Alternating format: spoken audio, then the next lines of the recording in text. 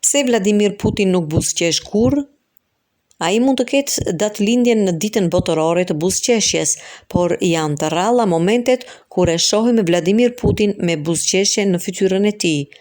Njerëzit nga Rusia, ashtu si ata nga vende si Irani edhe Franca, nuk qeshin shumë si të tjerët dhe ka disa arsye për këtë.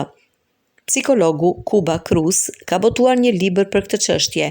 Kjo është një karakteristikë më e shpeshtë për shoqërinë e shtypura politikisht, ku respektohet shkollimi, thot ai.